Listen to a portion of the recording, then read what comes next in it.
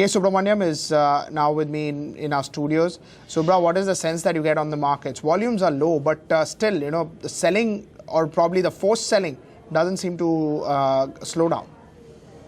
Exactly. I think the last 1 week we have seen some constant long unwinding from the FIS, and of course the delivery based selling has always continued.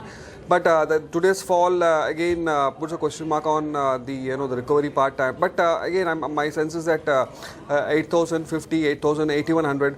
These should closely be the levels from where I would expect some sort of a bounce, because from current levels I think the risk reward is more on the upside than on the downside. So one has to wait and watch. To this last hour decline is a bit disappointing, but I would probably wait for some sort of recovery at least in the next couple of days. Right. And what could that recovery be led by, or till which levels would you see that recovery? Well, Prashant, ideally, it would be very nice to see the market close above 8230. Of course, we just need one session which could possibly take that up beyond that, and we have seen that happening in the past also. So I think it would be, if we could cross those levels of 8230 for the current week, I think we should be setting up for a decent upside for the January series. And January series, of course, the rolls have not begun so far, but the sense I get is that since we are also heading into a pre-budget series, so I think you'll have some healthy rolls coming about, and I won't be surprised if the market actually closes above 8200. But then, as of now, the things look a little bleak, but I would probably be more tempted to play on the upside. Right. So what would you buy for, or what would you want to play with that upside with? Well, to begin with, I think the ones which have shown some reasonable amount of strength in this overall dismal market, the Adani Group in particular, I mean the likes of Adani Port, Adani Power, then I think Adani Enterprises, all this have seen some relative outperformance in the last, I think, 1 month or so. And I think this is one space where one could possibly look into. And some of the private sector banks, again, likes of IndusInd Bank, HDFC Bank, which have seen some pretty sluggish movements, but I think we should see some sort of buying coming about in that space as well. The tech counters are trying to make some recovery, but I would not read too much into them. But still, all the same, they contribute positive to the index, and I think likes of Tech Mahindra, HCL Tech stand out in terms of outperformance. And the metal pack, of course, we have seen some correction today, but I think at declines we will have some buying coming about. So broadly, these are a few spaces where probably I will be looking into picking up some for the positive side. Right. What would be your view on NBFCs? They've really cracked. Let's start with them one by one. M&M Finance, 250 again.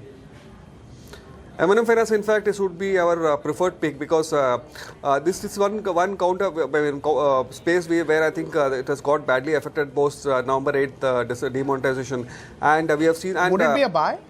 I would definitely think so, because 250, I think, these are like pretty decent levels where I think one could possibly buy. One can't do some sort of, one can't predict a bottom as such, but I'm definitely sure that is very near to the bottom. And these are sort of companies which have actually seen this sort of pain. They had some couple of bad years, and now they are again on the recovery path. When we spoke to the management saying that, you've always come out of problem, what they told us was that, there are problems, and problems have been there, but it's not been a pan-India problem. But now it's a pan-India problem, and that's why they're not sure how growth will happen. Well, that's a serious statement coming from the management, but if on the overall context of that, the fact that we've already seen some decent decline in that particular space. So if the management predicts, obviously, then we may have some pain for the next couple of quarters, but post that, I think things should definitely improve. So from that aspect, I think these are counters, considering the fact that we have seen some correction, as I mentioned. Probably one would be looking to sort of nibble and maybe accumulate for the long term. Say if some announcement comes for a pickup in rural, or some expenditure pickup in the rural areas, do you think that will be a big positive for some of these NBFCs? That I would definitely think so, because I mean, as and when the cash crunch situation eases, I think you will have this sort of noises coming about, and it's not that we have also seen some positive commentary coming about. I just happened to hear one of the management, the consumer durables company, which said that the things are not as bad as expected, but then they are also proceeding with some sort of caution. So it's not that it's all sort of total gloom as such, but yes, I think these companies are also trying to weigh their options as to how exactly to strategize their the sales as such. So I think testing times for the next couple of months, but these are all companies which are have faced such challenges in the past, and I think they should be able to set their act together. Right. SKS Microfinance? I would be a bit cautious about here this space because I think microfinance companies probably may have a little more difficult things to tackle compared to some likes of an M&M Financial. So probably definitely current levels look attractive, but I would possibly just wait and watch and maybe see the results for the first quarter, for the third quarter. For the third quarter, and then maybe even in the fourth quarter there could be some impact. I would guess so, but probably the real impact could be seen in the third quarter, and after that, maybe things might, hopefully should recover, and I think we could see some recovery, but for the time being, probably I will just wait and watch. Right. How would you look at GAIL, 425, extreme strength? Well, this has actually flattered to deceive, Prashant. I remember I had a buy call at around 435, 440, but then the script declined. But yes, current levels definitely look attractive, and 410, 415 has been historically been a decent levels, and this stock has its own pattern of movement, and I think definitely looks a good option, and we could see it gradually rising up to levels of 475. But as I mentioned, it has its own pattern of movement, and we could probably see it more of as an accumulation candidate. Right. Engineers India Limited, do you think that's looking good in the infra space? I would think so because I think it's also quoting come bonus, and consistently it has seen buying at lower levels. So I think today also in this sort of market is 3% high. So I think I would think that X bonus probably you will have much higher price, 180, 190 thereabouts coming about. So there is a lot of appetite coming about in this particular. With crude prices improving, the outlook for EIL improves? I would think so. I think we will also have the related sectors which we have already seen some likes of in Aban Offshore, which has also seen some good spike. So the space is trying to make some sort of a comeback. So I think EIL also stands out in that particular category, and we should see some more positive movement coming about.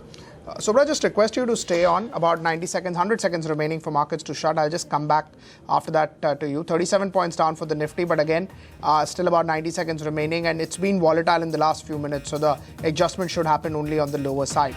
SBI 1.5% down, ITC up about 0.6, ONGC a 0.25% decline, Tata Motors 471. Idea Cellular flat, BHEL down 1%, Sun Pharma down 2%, 633. Bharti Airtel down about 1%, 305. Axis Bank 468, 5 rupees decline. Reliance up about 1% or so. Tata Power up 0.7. Aurobindo Pharma, I think in the morning it was at 710, so maybe 700. It's off the day's high as markets fell. Adani Ports 1.2% down. NTPC absolutely flat. Coal India really no change, and Bank of Baroda down about 25 paisa. Infosys no change. Tata Steel down about 1.1%. GAIL was among the top, in fact was third top gainer. Power Grid 30 paisa higher, 184. BPCL no change, and Asian Paints was down another 2.3%. Bharti Infratel down 3%, 344. Yes Bank 1,181. Tech Mahindra down about 1%, 472, and HDFC Limited down about 1.8%. Tata Motors DVR 0.25 paisa higher, 297. HCL Tech 5 rupees higher. Kotak Mahindra Bank 50 paisa, 1 million shares traded, and Cipla about 1 million shares, 568. Through the course of the day, they did get an approval. Maybe that's why volumes are looking good. Wipro 464, HDFC Bank 1,175, M&M 1,178, and IndusInd Bank was close to 1,087. M&M 3 rupees down, TCS 2 rupees higher, Lupin 1 rupee higher, Ultratech down about 2%. Maruti down about 1.3%, and Grasim was up around 0.8. Maruti was down 1.3, 1.4%. Let's start with the losers pack. Bharti Infratel was among the top losers, down close to 3%, 1.5 million shares traded, no particular news flow. Asian Paints was down 2.3%, again continues to go down. So in the morning it was about 900 levels, but then throughout the day you see consistent selling. Sun Pharma was down 2%. Ultratech was down 2%, and HDFC Limited was down another 2%. All of these names were also looking on the lower side. Sun Pharma was down close to 2%. Ultratech was down 2%. HDFC Limited was down about 1% or so. ACC down 1.8%, 1,270. Adani Ports was down 1.5%. Maruti Suzuki was down 1.38%. Bharti Airtel was also down. It was down about 1.3%. SBI, Dr. Reddy's, Lupin, L&T are some of the other losers. Let's also look at the broader market pack, and let's start with the losers on the broader market pack, because again, there is where the action was. So You had a Tree Housing which was down 20%. Of course, it doesn't come in as a surprise. A lot of news flow going around this name. Tree House, we'll just pull up that name. So down about 20% today. Yeah, Z Learn. It opened in the green, but then I think it ended into the red. So it was down about 3 to 4% by the end of the day. Again, no follow-up buying seeing into this name. Manappuram Finance was down 5%. Bharat Financial was down about 5%. Any NBFC was actually on the losing side today. So you had a Manappuram Finance down 5. Bharat Financial was down. Let's look at M&M Finance. That was Bharat Financial by the end of it was down 6%. Let's look at M&M Finance. That was also a name which was losing out. UPL, United Phosphorus Limited, down 4%, 637 for UPL. Again, it's a name which is expected to do very well, and that's why with good volumes it's coming down. Maybe there is a forced seller into this name. Hindustan Zinc down about 4%, 270 for Hindustan Zinc. Again, this is a name where the outlook has been very, very bullish, but today with volumes, you did see selling pressure coming in. So there were a lot of names actually that corrected quite significantly. Piramal Enterprise, again, one of the big reasons why the stocks have done well is the NBFC. It's down about 5% today.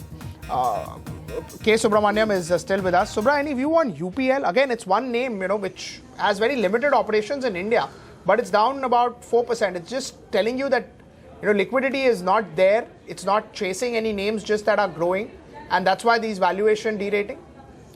Well, see, in an overall context, if you see, it had a dream run. And I think towards the close of last week, it did see a sharp spike. So today's fall, I think, is just some sort of a profit taking.